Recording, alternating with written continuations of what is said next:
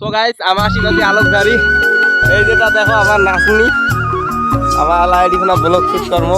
blog reels তুই যেটা আমার ক্যামেরাম্যান তারপরে